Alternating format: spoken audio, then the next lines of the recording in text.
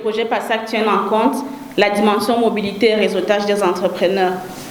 Je me rappelle qu'il y a quelques années, M. Libert, le secrétaire général de la DISCO, il s'est rendu au Guatemala pour découvrir la culture maya et son impact dans le développement de l'économie sociale et solidaire dans ce pays.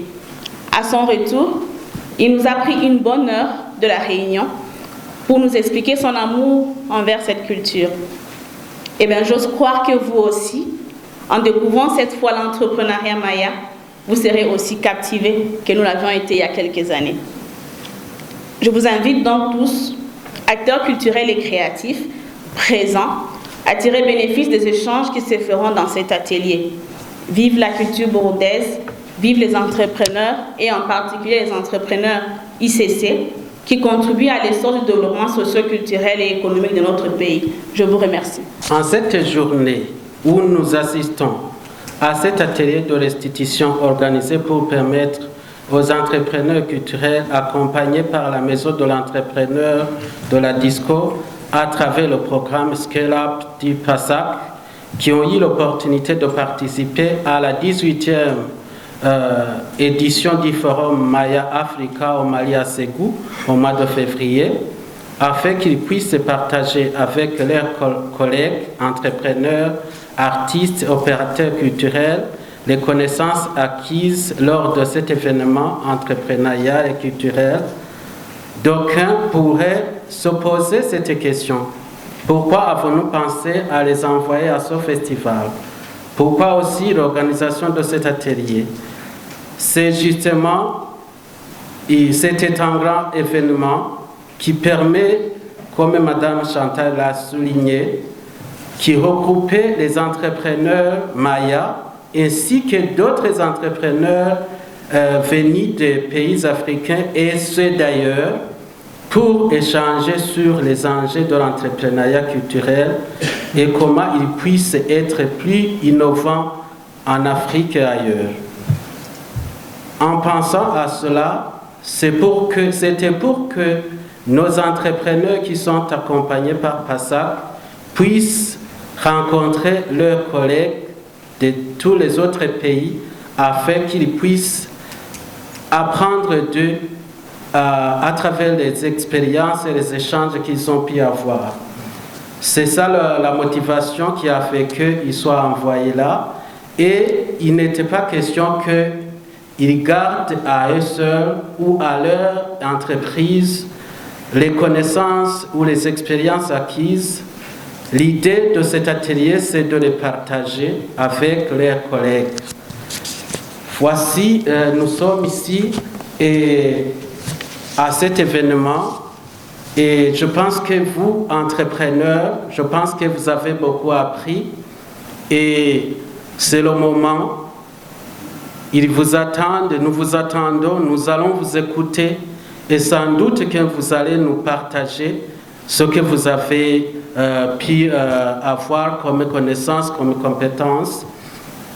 Et vous, en tant que les autres entrepreneurs, les autres artistes, c'est ici votre opportunité pour que vous puissiez entendre ce qu'ils ont gagné et pour que vous puissiez capitaliser ou utiliser les connaissances pour que vous puissiez vous organiser davantage pour la promotion de l'écosystème culturel burundais en vue de promouvoir les industries culturelles au Burundi. Alors, pour moi, je pense que c'est une occasion aussi pour nous tous pour entendre ce que vous pensez en termes de perspectives, quelles sont les leçons que vous avez apprises, quelles sont vos perspectives dans vos différentes entreprises et à plus forte raison, quelles sont vos perspectives au niveau général du secteur. Voilà, je pense que je ne voudrais pas m'éterniser sur mon propos, mais je voudrais remercier vivement toutes les parties prenantes, surtout avec la présence de vous, messieurs, le délégué du ministre ayant la culture dans ses attributions, et vous, messieurs, l'ambassadeur, votre présence. Nous sommes ravis de votre présence ici et la présence aussi de tout le monde ici, distingués invités. Nous sommes ravis de vous voir. Et c'est sur ces mots que je voudrais clore mon propos. Je vous remercie. C'est la seconde fois que je participe à une activité de ce projet. C'est un projet qui me tient à cœur. C'est aussi la raison pour laquelle c'est déjà la deuxième fois que j'y participe. Et je vois effectivement quelques visages connus.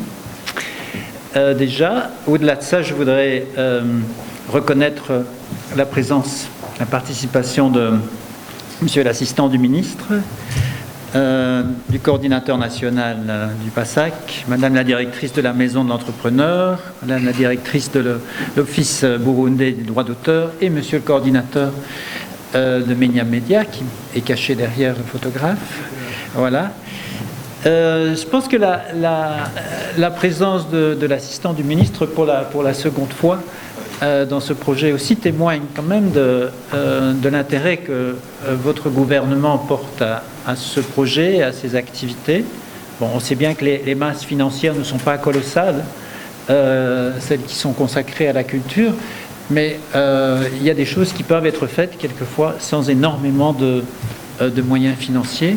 Et la participation de l'assistant, mais aussi du ministre précédemment, dans ce genre d'activité témoigne de l'intérêt du gouvernement pour les choses culturelles aussi.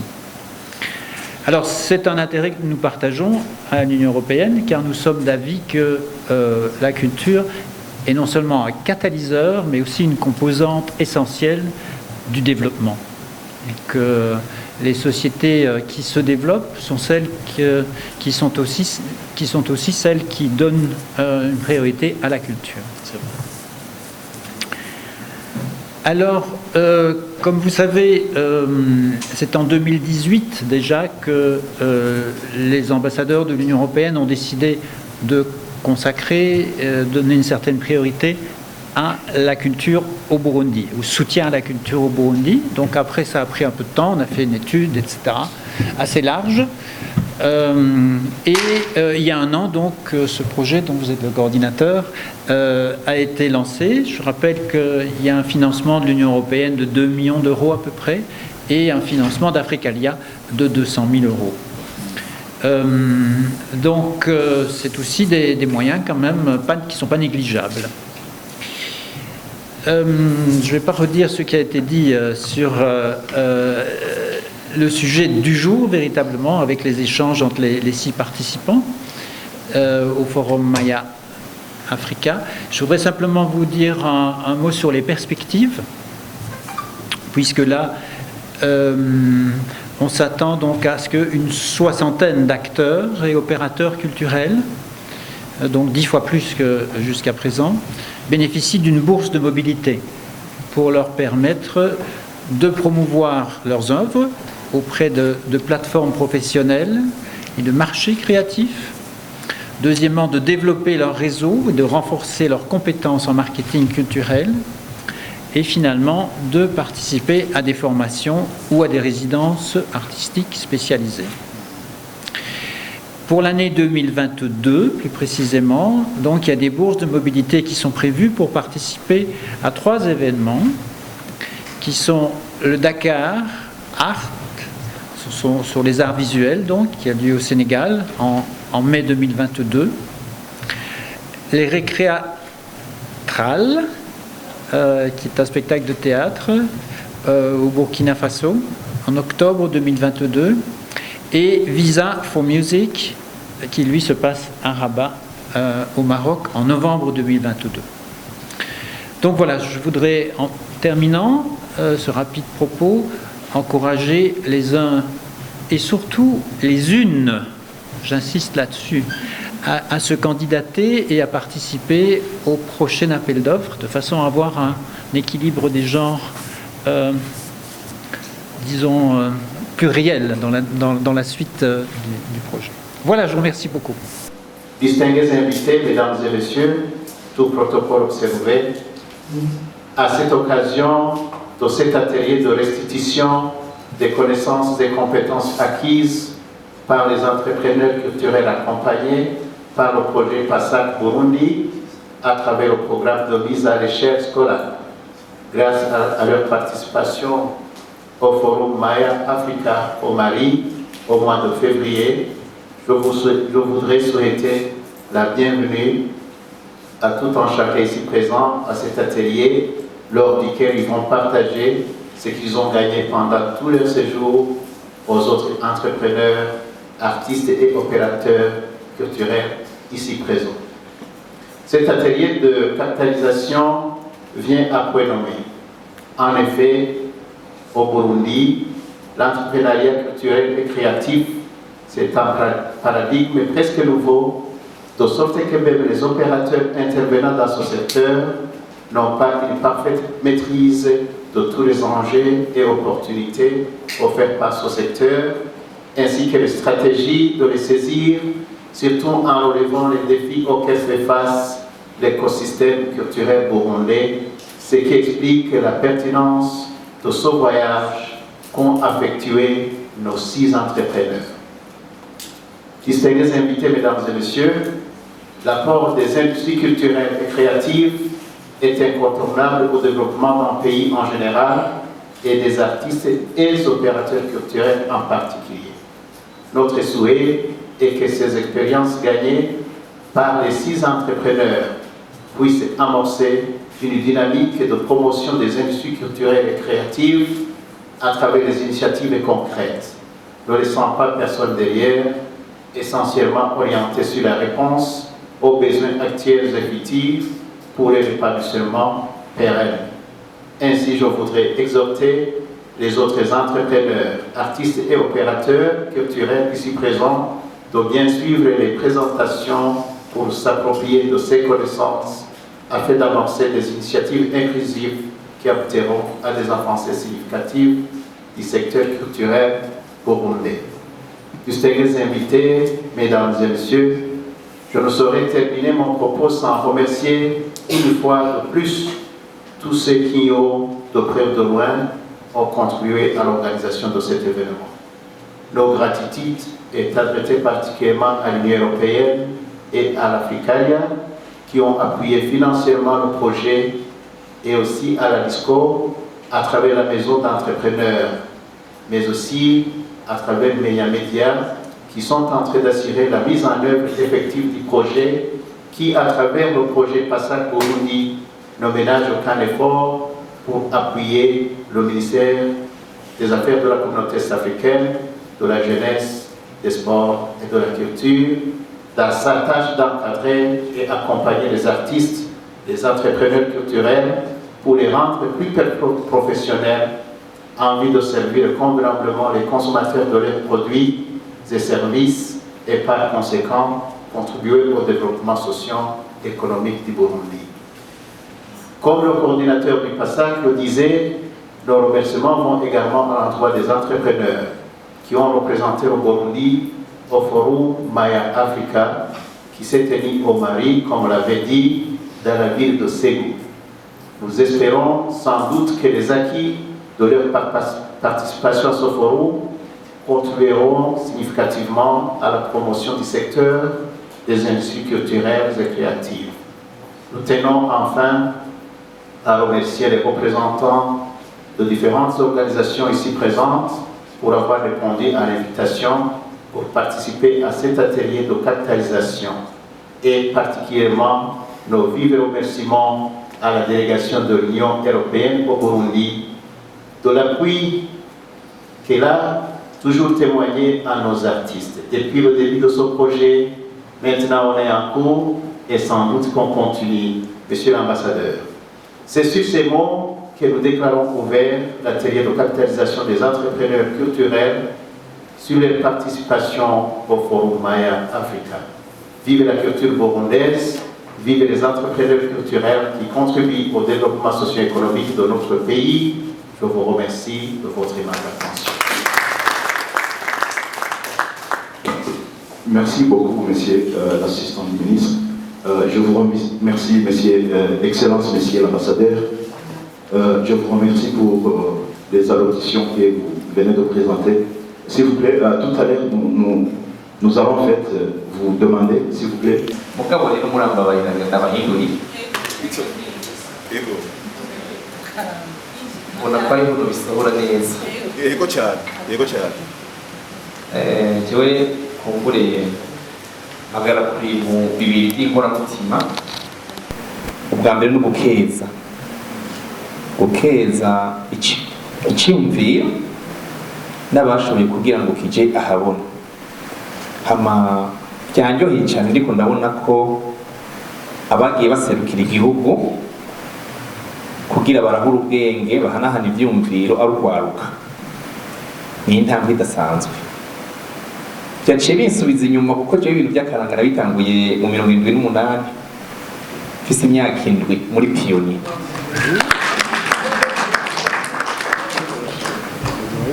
Hama umugwi komeza karanga umugwi w'ingoma nawe utanguje kuva mu 82 mfise imyaka 11 ndawurongowe gushika uno munsi uri hejuru. Umva rero nciye mbona yuko ariho rwaruka rushoboye rufise aho rushobora gushika nk'uko jewe nabikoze nduba umwana nkabikuriramo. Ni ikintu cyo gukeza kuko iyo userukiye igihugu muri kina kiriya ubonye n'ibindi bihugu urabwa muri byinshi, imyifato, inyambaro, ingendo, kuvuga nivyo ugiye kwerekana. No kuvuga usiga iki, akanovera utwaye ubasigira, vyonatuma nabone bahaguruka bakaza aho ukorera mu gihugu cawe. Umva rero muri ubwo twabakeza. Hama ubugira kabiri gikomeye, hariyo benshi bashobora kuronka impano yo amahirwe yo kuja gukora berekana ibi na biriya biteguriye, mugabo bikabagumamwo ntibabivomere ko abandi. Kuduhamagara tukaza hano ni richesse idasanzwe, ni ubutunzi bukomeye kuko bitira intege abandi. Nobigiranya nka kujya kw'abana ufise mu rugo umwe akaronka diplome y'intango ukamugira umunsi mukuru basangira ifanta n'abandi, bituma n'abandi bagira intege. Iki rero ni ikintu gikomeye kica gituma umuntu agira ishaka ryo kugira ati nanjye mbe nkanaka. Ngira ndababwira ikintu, ujya mu standard je turabana n'umubanyi wanje aha korera niyo wanje hararaba na jiwe nje nahantu twa ku mutimbo waze kwa standard baca bahabona. Ntabyo nari nzi ko yajabutse. Nico gituma navuze nti reka dukeze rero iki kintu cyo guca wagira umuhamagaro. Jewe rero ndiko ndakeza ngiye kudoma ko urutoki no bivugana biko kuzaba biteguye mugabo dukeje abagize icyumviro cyo kudutuma ko ngaha. Muramba bano habambuga byinshi mugabo kimwe gusa mugura heza bariko barasigura ibyo bagiye barangura hanze byaciye binyibutsa isabukuru mpuzamakungu twakoreye mu Budagi. Iryo sabukuru twahereye mu Bubiligi kuko hariyo umugwi witwa Ikirezi wo ku Marie Louise Sibazuri niwo twakoresheje ukuntu twagiranye amanama muri ambasade y'u Burundi mu Bubiligi, hagaca haza n'abandi barundi bariyo nije nari ndongoye iyo nama. Ugacubona abana twagiye gukorana abarundi bavukiye Buraya, abana bakiri bato mugabo ugacubona yuko batamba ikirundi, ucubona yuko abavyeyi bahaguruka ikirundi bakijana hariya bakivomesha abana bagikundisha abari hariya bikubira biraserukira igihugu. Ico rero cyabyaye cyawiyumvira dushize ingufu hamwe twacitwa abambere mondantiye mu bihugu 148 byo kwisi. Uburundi bwaciye ubwa mbere tuca turonka igikombe cyitwa best of the best. Muri ico kintu nico gituma navuze nti je no gukeza gusa. Hama rero ntungira kandi nkakara gatoya muvuga critique ari bifaransa gusa biko biravuga. Muraturenganya. None nk'ubu yaba ariyo televiziyo nationale canke abandi bavyerekana ari Gifaransa gusa, ari Gifaransa gusa, we wumva iki? twebwe tugiye mu mahiganwa mpuzamakungu tubyina ikirundi tugahamiriza ingoma mu kirundi hama kandi tugatsinda isi yose. Ico gifaransa ni vyiza kugira bajya abantu badufasha n'ukuntu ko babimenye, muga turi ngaha muri sale je naravye umuzungu yarubumwe nahagiriye mukabadanye igifaransa. Nyakubahwa ntuma y'umushikiranganje ikibarirwa n'icumva hama rero murambabarira karako hanyuma bundi bwose mutegura ibintu nk'ibi mukajya kara mukamaho iminota 20 ubwo ruka turafise byinshi twobabwira. Murakoze. Ego murakoze.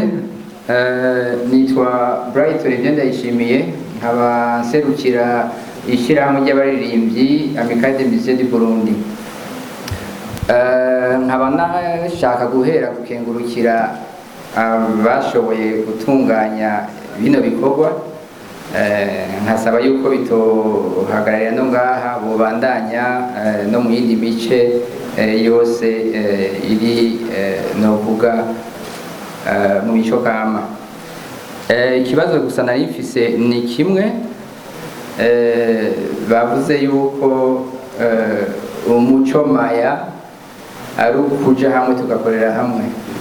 None abo baba baragiye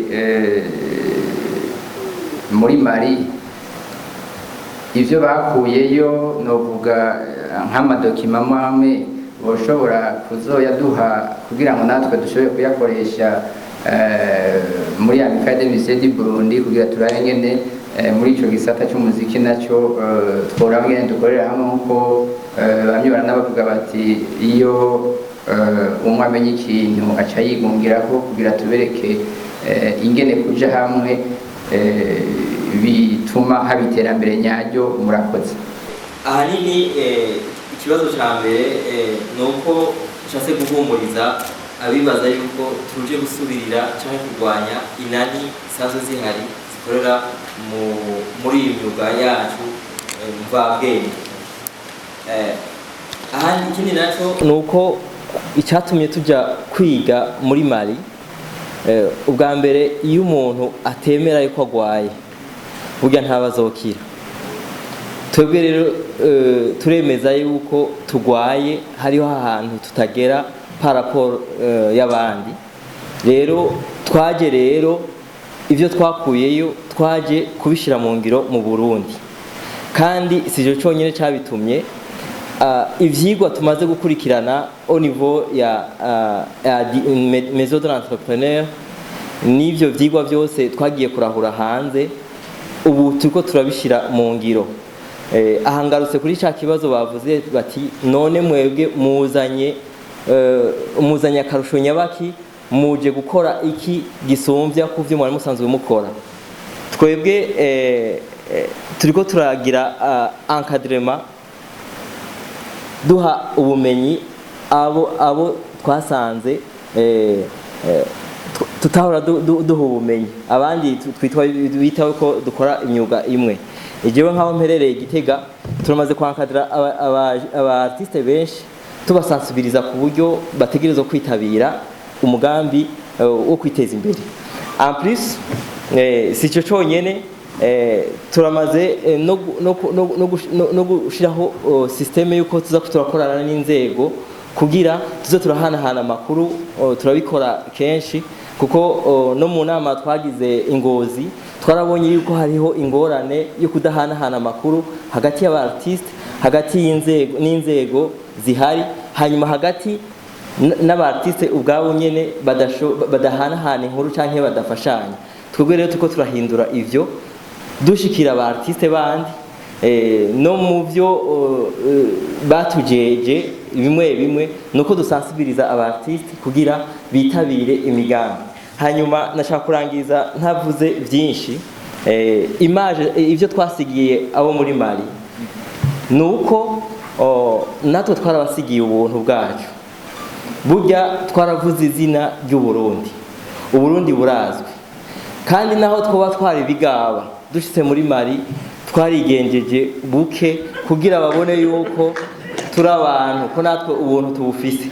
Mugabo rero hageze rero yuko bwa buntu rero duca tubugendera natwe kugira twerekane neza yuko ivyo twarekanye hanze no ngaha mu Burundi tubigendera. Hanyuma pour terminer, burya iyo ubatijwe ukaguma uri umunyabyaha ukora bya bindi nyene nuba wumvise ijambo ry'Imana. Twe twarabatijwe muri Pasaka. Murakoze. Hari wavuze ngo donc le digital i Burundi c'est vrai ntabwo birakura cyane naho urabi biharuro graphique ukuntu imeze igeze muri East Africa pane Burundi gusa ikikoroka hasi.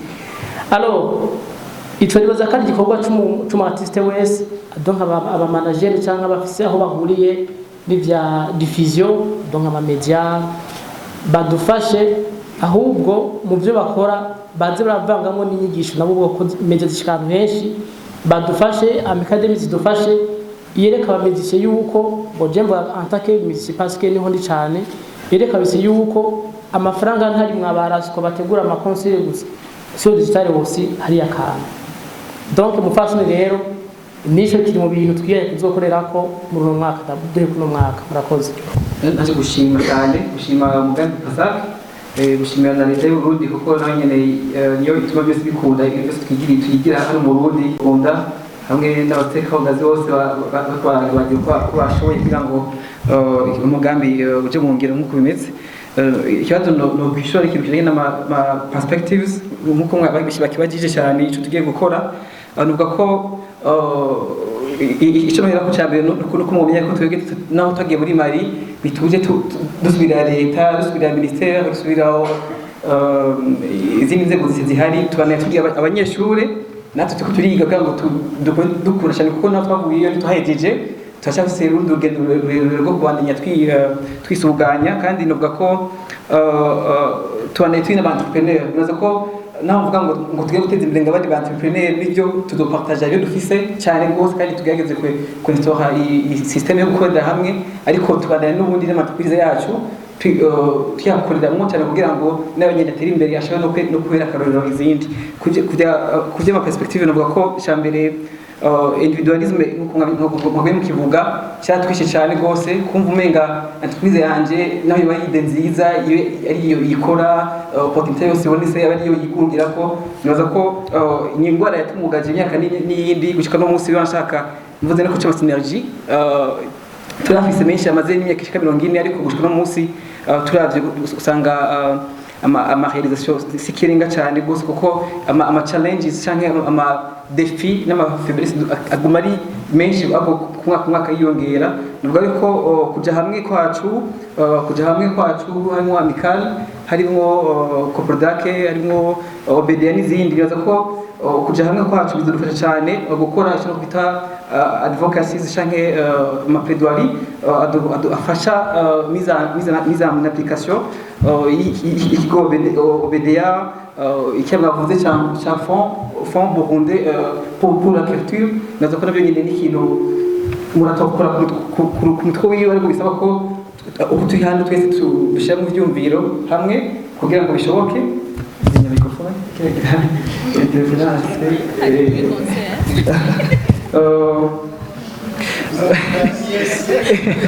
Yego hama nimuze chafon burundais ariho amashure kuko nazo ko ikintu cy'ubumenyi nashanye kiri mu ngorane dufite cyane kandi nuvuga ko nkeza MDA kuko yamaze novuga kutwongereza ku hafoso ubwenge bwacu cyane rwose bwitumaranye tubashimiye rwose MDA turibaza ko rero mu migambi twakorera hamwe yakazoza harimo no gushiraho ama programme yagumaho nuvuga nk'ama institution nke amashuri cyangwa academy mu bya art na culture na musique zigumaho umwana yiga na diplome akaja gupratika afite urupapuro na formation isanzwe. Nanje ndashobora kugira icyo nongeye ku byo bagenzanje bagiye baravuga mwatubajije ati mbesha mugiye gukora iki byinshi babivuze ariko hari ikintu ntushobora kongera ko mu byo tuzokora byihutirwa cyane tugiye kuzogira nka recensement y'amasecteur asanzwe akorera muri domaine ya culture duciye ku ma sous-secteur donc ayo no kwita ma sous-secteur nko muri artisanat tugashobora kumenya nabahe mu ntari mu yindi tukabamenya bose tukabidentifya tukagira les valeurs z'abo bantu uko bangana kugira tumenye twobashikira gute byogenda gute. Hama mwabajije ikibazo ati mbasha mwe mwabasigiye iki hariya muri Mali. Hariho byinshi twabasigiye n'ibyo nk'akarorero ubu kuko le système Maya ubuntu isanzwe iri develope cyane. Iyo ugiye kugura nk'ikintu ukabura amafaranga makeyi barakiguha agaca kubwira ati ejo uzoyanzanire. Twe byarashika tugasubirayo kuko hari igihe wasanga ari kure tukagenda tukayabaha. Icyo nacyo ni ikintu gikomeye uri nk'umu étranger bamaze kubona kutaruwa ngaho bakaguha ikintu bakabona uragarutse niyo nisomo natwe twabasigiye mesi. Ikintu ngira mvuge hariho uwavuze ku bintu by'amavaleur ajoute benshi bamwishuye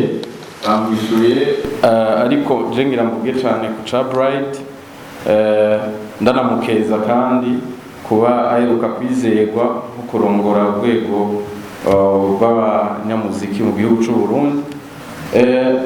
Ikintu vivre ensemble, travailler ensemble nibyo dukeneye. Hari ama-entreprise abantu batandukanye, ama-associations atandukanye, hariho ibinyamakuru bitandukanye. Iki kintu iyi concept cyangwa ikintu icyo dushobora kwiyumvira cyose si Master Music, si Bukivu Label, si ABC Group, si Legimo Music, no. Iki kintu twebwe nimba twaragiye tukabibona, nous on est disposé à travailler tugafasha abantu bafitiye ubushobozi bafitiye ububasha tukabafasha twe twabonye handi bakora uku kubera turi hariya on a des contacts. Izo contacts on est à l'aise de partager izo contacts twabwe ubu umuntu arashobora kudufasha muri iki kintu. Ikintu gihari ingorane duca tubwira n'igihe umuntu mu Burundi uza kumubwira ati iki kintu iki mubona twogikora vuba agaca abona yuko umenga uje kuhindura ivyo yahora akora wewe ugira usubire mu kibanza. Nta muntu n'umwe, nta entreprise, nta association yindi twifuza gukreya, mugabo turifuza yuko habaho réseautage nziza mu ma entreprise asanzwe akorera muri ecosysteme ya culture mu Burundi bwacu, kuko ivyo nitwabishikako ni naho gouvernement izobona. Hariho singena nakivuze ni kubera assistant n'umunsi ntiyakitubwiye ngabo kuva tukibonana mu maformation yaguma tubwira ngo aba artiste ngo ntibumvikana ntimuhujije, donc nta union ihari, kandi ivyo c'est quelque chose biboneka bihari. Rero ivyo bintu ntibishobora kuhava. Ibi ndabivuze kubera abantu presque benshi nzi muri entertainment ngaha barahari, ivyo ngira ivyo mvuze baravyumva. Igihe tutamenye yuko dushobora gukorera hamwe nk'ibijo abantu abajejwe ibinyamakuru, aba artiste, haba abantu bashobora kudufasha mu bya sponsor nka MDE cyangwa PASAC nk'izi projet z'ubu, kuko mu bindi bihugu même ama événement bena araba finance mugabo none bazofinansa abandi bazofinansa buri. Rero ivyo bintu byose jewe comme proposition numva nkuko bateguye iyi atelier, uru ruganda ntirube uruganda rubaye gusa rw'uyu munsi. Je propose ko coba ikintu tukamenya ko uru ruganda rukavyara ikindi kintu gishasha. Hariho abafise ivyo basanzwe bakora bien sûr bariho, mugabo tukakaya ikindi kintu kidukwega muri iyo concept twavuze, concept y'ubuntu, kuko abantu nta kindi kintu bazokwifuza kuraba. Aba entrepreneurs barahari bashaka ko investissa mu Burundi, haba bategura ama festival. Moi-même j'ai rencontré, on a barabivuze, naravuganye na Mahmoud Afe, le président w'UEVN, baravyifuza ko investissa, barifuza no gukorana n'abarundi, mugabo bakorane n'abandi, bakorane gute.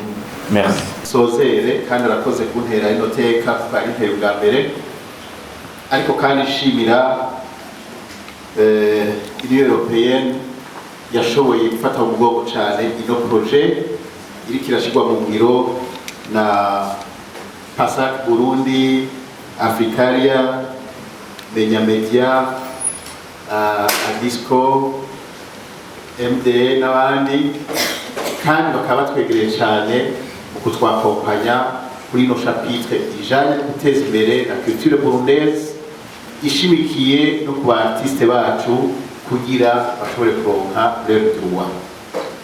Twongere kandi dushimire leta y'u Burundi yafashe iya mbere mu gushira imbere ibijanye no gwaruka mu migambi yayo 6 murazi kugwaruka rufise mu kibanza, kandi mukamuzi ko na nyiricubahiro Basito Ndayishimiye nosaba ko mukomera amashi uno munsi yashize imbere kandi ashikiye cyane imico n'akaranga. Muribuka ko yatubwiye ati désormais ubu hazokwama haba Festival National de la Culture. Iya mbere twarayikoze murazi ko yagenze neza. Iya kabiri izoba nagira nsabe no cher artiste muzoyitabe cyane kuko à part le folklorique il y a aussi les danses modernes, kandi murazi ko abafise les œuvres d'art n'abanditsi n'abandi bafite ikibanza gikomeye. Nizere ko izokurikira izoba ari Festival National ya Gakura, kandi rero twiha amashi kuko murabona ko dufise aho turiko turava kandi turiko turaja heza. Mu vy'ukuri urabona ko isigaye ari preoccupation kuri leta y'u Burundi ubadufasha, kandi urabona ko la culture burundaise bose bayiviriye hasi kugira bayikingire bayiprotege, nos artistes amayevre yabo akingigwe kandi tubaprotege, gutyo icyo babiriye agatuguta bakironkere icyo barondereye nyene. Nagira rero ndangize shimira abateguye bino bintu, shimira abo bose bitavye ubutumire ko natwe twabwitavye. Mu by'ukuri mubandanye uku, turishimye kubona mubandanya mukora icyo mwiyemeje kuri ino projet, umwe wese kuco araba. Dushimira cyane na Adisco yaduhuje mu kwezi guheze ndibuka Ingozi, abartiste jewe sujyambere ndababona, nari maze kubabona narose chance yo kubumviriza, kandi nabemereye ko nzokwamba hafi. Arizo mpamvu uno munsi nagumye hafi yabo kugira ngo abereke ko ya protection ya accompagnement leta y'u Burundi iciye mu bushikiranganji bujejwe kubarinda no kubadefanda muri vyose, twame hafi, twama hafi, murabyibonera. Nateza kuba ndahantu nicaye nduhutse, ubwo navuze ati bikunda icyo nabemereye nzogikora mu izina ry'umushikiranganji yashimye ko ndahamubera. Rero mureme mu by'ukuri ibyo turiko turayaga s'amasigara cicaro bizoja mu ngiro, kandi byaratanguye nabivuze. Nous sommes déterminés à vous protéger mu maangle yose tubona ko tubirekuriwe n'amategeko. Ababijejwe barahari, abariko barabikora barahari, abihemberwa barahari. Tuteza kubashikana à cette noble destination. Niyo determination ya leta. Ahandi mazi nivyo ageze kure, nizere ko kugira hariho communication ishira ku madiver, ariko natwe muri rusange nk'abatumire turabashimiye nyakubahwa twakoranije biciye muri no projet sponsorisé par l'Union européenne. Mwebwe nka Disco, madame aserukiye ino maison d'entrepreneuriat MDE, nawe urabona ko yatubaye hafi, natwebwe turishimye. Nagira tubaha amashi kandi nk'abakorotse ino séance murakoze.